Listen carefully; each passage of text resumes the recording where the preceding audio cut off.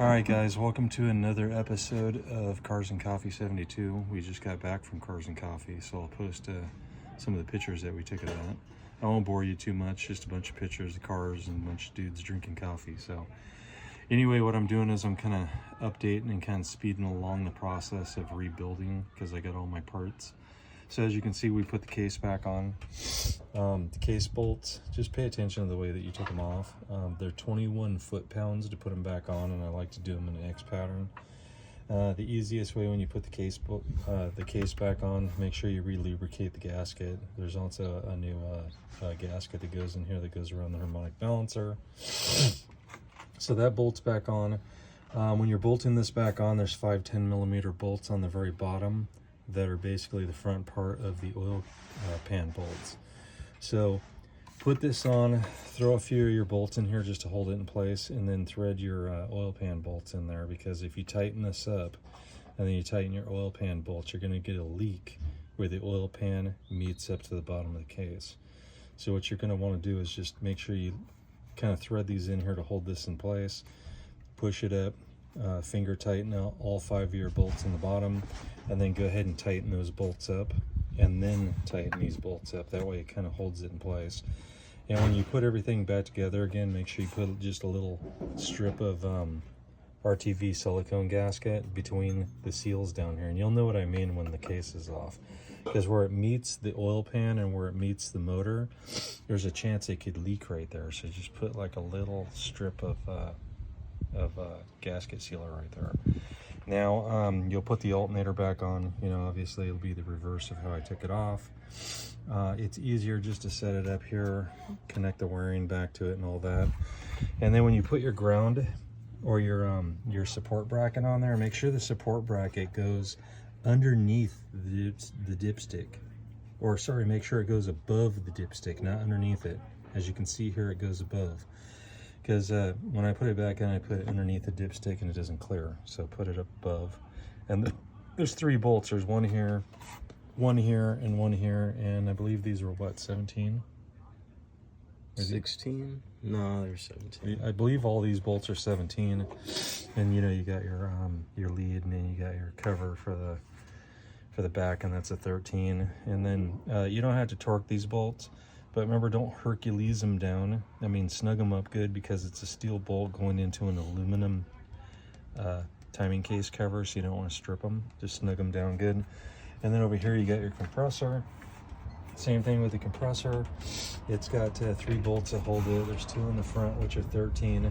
And then there's a stud that goes in the back, because there's like an aluminum bracket that stud sits on. So you're going to have to pull the stud out.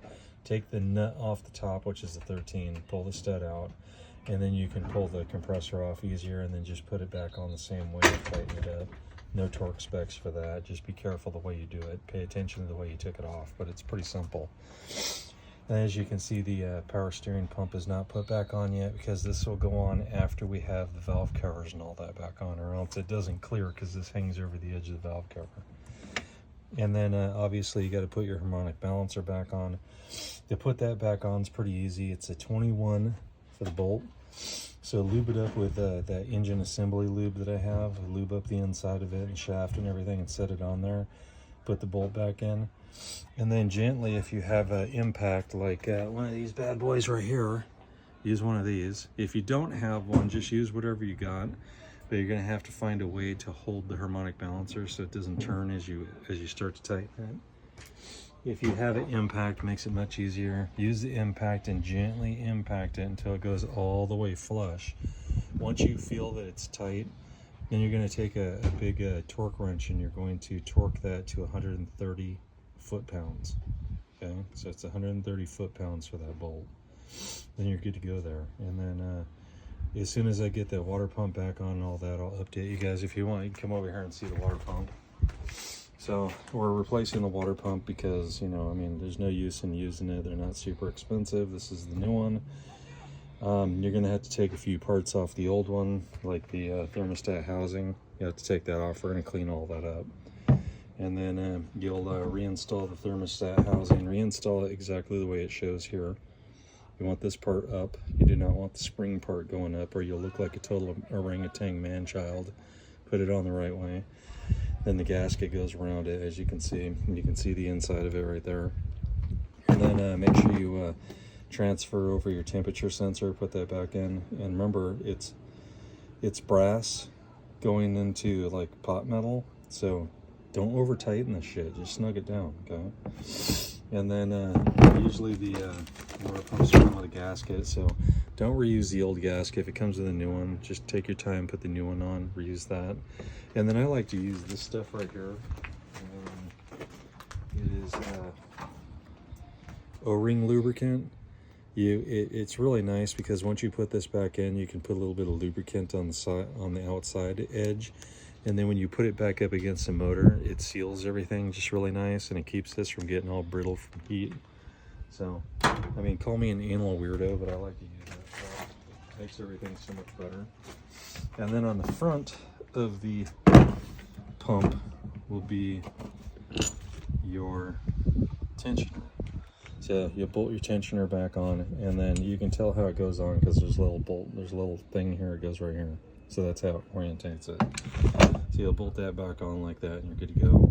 I'm gonna leave this off for right now because it just makes it easier when I go to put the serpentine belt and all that on there. Plus I still got to put the heads and all that back on. So stay tuned and you'll get to see all that too. Peace. Okay, so as you can see, we got the steel gaskets back on. You can see these pins right here, which are alignment pins. Make sure your gaskets are set flush. Make sure that, you know, you scraped everything, cleaned the surfaces, which we've already done. You know, I put the coolant tubes back in. These coolant tubes, you can see one of them runs right here into the back of the timing case cover. The other one goes across the timing case cover and bolts into the front of the water pump. There's a 10mm bolt right here. Just lube them up really good with that O-ring sauce after you clean everything up really good and pop them back in. They basically run all the way back to the heater core. They're basically like an extension of the heater core tubes for your heater inside. So we'll come over here. Basically, here's the head. Now, the easiest way to remember which head is which is if you look at the front of this one, both of them are going to have these 3 holes, but look for the one where the 3 holes are clean still on it, because that is an indication that you took your power steering pump off of this side. If you look at the back side of the head right here, you can see it just has these 2 holes here, and that's the clip for the MSD plug. Clips right onto the back right there. You can see we got the header back on. We put new header gasket back on there, tightened everything down. And again, don't tighten these too tight because they expand and they contract when they heat up and they cool down. If you really Hercules these on here, they'll snap off, or you'll end up stripping the holes that they go into because it is an aluminum head. And I just have this stuff on here temporarily because I didn't want it flopping around, falling all over the place. So we're going to go ahead and set this bad boy in place. We'll snap the mount for the MSD back on there, and then we'll do the other side. The other side is pretty simple. The only thing that really plugs into the other side is like some of these little plastic wiring harness grommets just plug into the holes on the front of it so it holds everything in place. And then don't forget, when your heads are back in place, you can see these mounts right here and this little tiny ground. There's one on each side. The other ground's just tucked behind that hose. And then there's these. These right here are gonna bolt to the back of the head with these. Okay, so don't forget that. And if you look at the head right here, you can see where it'll bolt on right here. That's where it's gonna bolt on at. All right, and if you forget to bolt those on, you're gonna have issues because those are grounds. So you gotta remember that they go there. Alrighty, so just stay tuned. I will do this work real quick and then I'll see you guys in a few minutes.